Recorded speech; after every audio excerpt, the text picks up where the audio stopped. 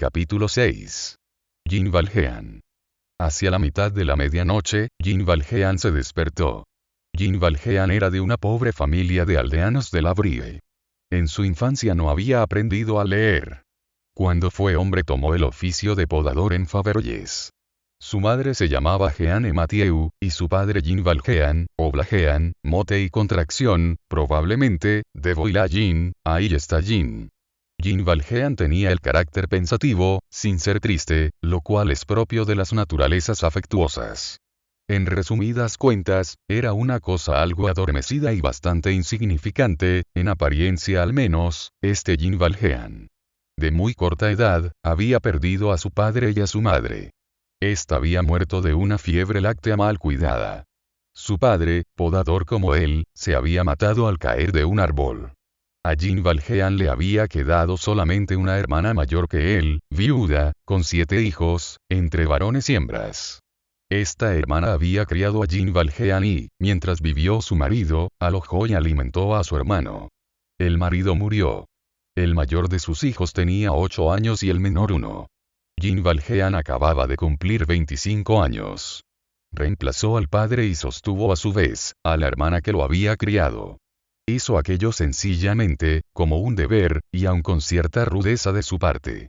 Su juventud se gastaba, pues, en un trabajo duro y mal pagado. Nunca le habían conocido novia en el país. No había tenido tiempo para enamorarse. Por la noche, regresaba cansado y tomaba su sopa sin decir una palabra. Su hermana, la tía Jeanne, mientras él comía, le tomaba con frecuencia de su escudilla lo mejor de la comida, el pedazo de carne, la lonja de tocino, el cogollo de la col, para darlo a alguno de sus hijos. Él, sin dejar de comer, inclinado sobre la mesa, con la cabeza casi metida en la sopa y sus largos cabellos cayendo alrededor de la escudilla, ocultando sus ojos, parecía no ver nada y dejábala ser. Había en Faverolles, no lejos de la cabaña de los Valjean, al otro lado de la callejuela, una lechera llamada Marie Claude. Los niños Valjean, casi siempre hambrientos, iban muchas veces a pedir prestado a Marie Claude, en nombre de su madre, una pinta de leche que bebían detrás de una enramada, o en cualquier rincón de un portal, arrancándose unos a otros el vaso con tanto apresuramiento, que las niñas pequeñas lo derramaban sobre su delantal y su cuello. Si la madre hubiera sabido este hurtillo, habría corregido severamente a los delincuentes. Jin Valjean, brusco y gruñón, pagaba, sin que Jeanne lo supiera, la pinta de leche a Marie Claude, y los niños no eran castigados.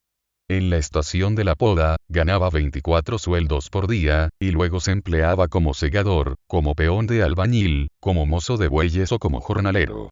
Hacía todo lo que podía. Su hermana, por su parte, trabajaba también. Pero, ¿qué podía hacerse con 7 niños? Era un triste grupo, al que la miseria envolvía y estrechaba poco a poco. Sucedió que un invierno fue muy crudo. Jin no encontró trabajo. La familia no tuvo pan. Ni un bocado de pan, y 7 niños. Un domingo por la noche, Maubert Isabeau, panadero en la plaza de la iglesia, en Faverolles, se disponía a acostarse cuando oyó un golpe violento en la vidriera enrejada de la puerta de su tienda. Llegó a tiempo para ver un brazo pasar a través del agujero hecho de un puñetazo en uno de los vidrios. El brazo cogió un pan y se retiró.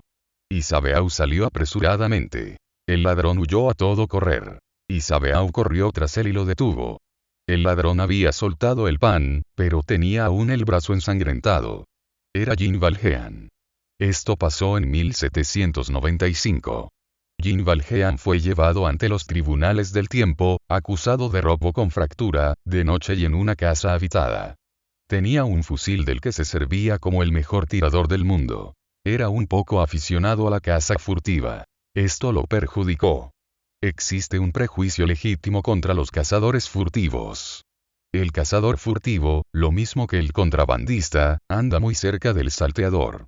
Sin embargo, digámoslo de paso, hay un abismo entre ambos y el miserable asesino de las ciudades. El cazador furtivo vive en el bosque. El contrabandista vive en las montañas o cerca del mar.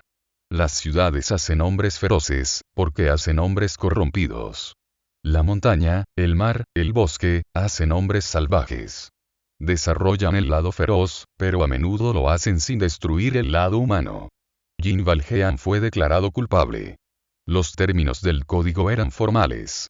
En nuestra civilización hay momentos terribles. Son aquellos en que la ley pronuncia una condena. Instante fúnebre, aquel en que la sociedad se aleja y consuma el irreparable abandono de un ser pensador. Jean Valjean fue condenado a 5 años de galeras. El 22 de abril de 1796, se celebró en París la victoria de Montenotte, ganada por el general en jefe de los ejércitos de Italia, a quien el mensaje del directorio a los 500, el 2 de Floreal del cuarto, llama Bonaparte. Aquel mismo día se remachó una cadena en Bicêtre. Jean Valjean formaba parte de esta cadena. Un antiguo portero de la cárcel, que tiene hoy cerca de 90 años, recuerda aún perfectamente a este desgraciado, cuya cadena se remachó en la extremidad del cuarto cordón, en el ángulo norte del patio. Estaba sentado en el suelo, como todos los demás. Parecía no comprender nada de su situación, sino que era horrible. Es probable que descubriese, a través de las vagas ideas de un hombre ignorante, que había en su pena algo excesivo. Mientras que, a grandes martillazos, remachaban detrás de él el perno de su argolla, lloraba.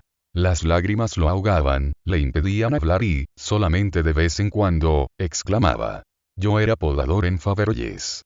Luego, sollozando, alzaba su mano derecha y la bajaba gradualmente 7 veces, como si tocase sucesivamente 7 cabezas a desigual altura. Por este gesto, se adivinaba que lo que había hecho, fuese lo que fuese, había sido para alimentar y vestir a 7 pequeñas criaturas. Partió para Tolón. Llegó allí, después de un viaje de 27 días en una carreta, con la cadena al cuello. En Tolón fue revestido de la casaca roja. Todo se borró de lo que había sido su vida, incluso su nombre. Ya no fue más Jean Valjean. Fue el número 24.601. ¿Qué fue de su hermana? ¿Qué fue de los 7 niños? ¿Quién se ocupó de aquello?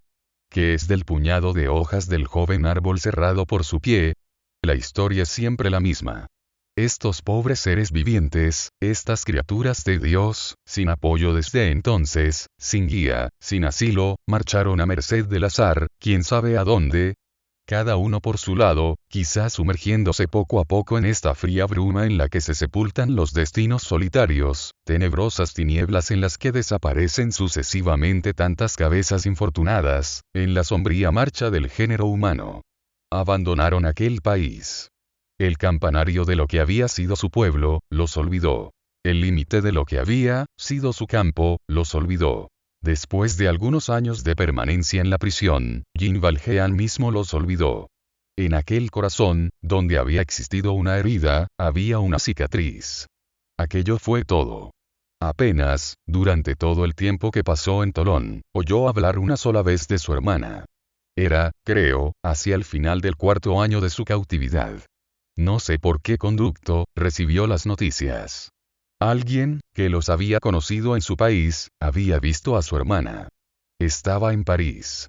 Vivía en una pobre calle, cerca de San Sulpicio, en la calle del Gindré. No tenía consigo más que a un niño, el último. ¿Dónde estaban los otros 6? Quizá ni siquiera ella misma lo sabía. Todas las mañanas iba a una imprenta de la calle de Savot 3, donde era plegadora y encuadernadora. Era preciso estar allí a las 6 de la mañana, mucho antes de ser de día en invierno. En la misma casa de la imprenta había una escuela, a la cual llevaba a su hijo, que tenía 7 años. Pero, como ella entraba en la imprenta a las 6, y la escuela no abría hasta las 7, el niño tenía que esperar 1 hora en el patio, hasta que se abriese. En invierno, 1 hora de noche y al descubierto. No querían que el niño entrara en la imprenta, porque molestaba, según decían. Los obreros veían a esta criatura, al pasar por la mañana, sentado en el suelo, cayéndose de sueño y, muchas veces, dormido en la oscuridad, acurrucado sobre su cestito. Los días de lluvia, una viejecita, la portera, tenía piedad de él. Lo recogía en su covacha, donde no había más que una pobre cama, una rueca y 2 taburetes. El pobrecillo se dormía allí, en un rincón, arrimándose al gato para sentir menos frío. A las 7 se abría la escuela y entraba. Esto fue lo que le dijeron a Jean Valjean.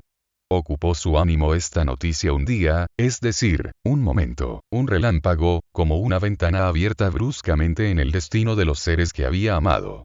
Después se cerró la ventana. No se volvió a hablar más, y todo se acabó. Nada más supo de ellos. No los volvió a ver. Jamás los encontró. Ni tampoco los encontraremos en la continuación de esta dolorosa historia. Hacia el final de este cuarto año, le llegó su turno para la evasión. Sus compañeros lo ayudaron, como suele hacerse en aquella triste mansión. Se evadió. Erró durante 2 días en libertad por el campo. Si es ser libre estar perseguido. Volver la cabeza a cada instante. Estremecerse al menor ruido. Tener miedo de todo, del techo que humea, del hombre que pasa, del perro que ladra, del caballo que galopa, de la hora que suena, del día porque se ve, de la noche porque no se ve, del camino, del sendero, de los árboles, del sueño. En la noche del segundo día fue hecho preso de nuevo. No había comido ni dormido desde hacía 36 horas. El tribunal marítimo lo condenó, por aquel delito, a un recargo de 3 años, con lo cual eran 8 los de pena. Al 6.º año, le llegó de nuevo el turno de evadirse. Aprovechó de él, pero no pudo consumar su huida. Había faltado a la lista. Disparóse el cañonazo y, por la noche, la ronda lo encontró escondido bajo la quilla de un barco en construcción. Hizo resistencia a los guardias que lo prendieron.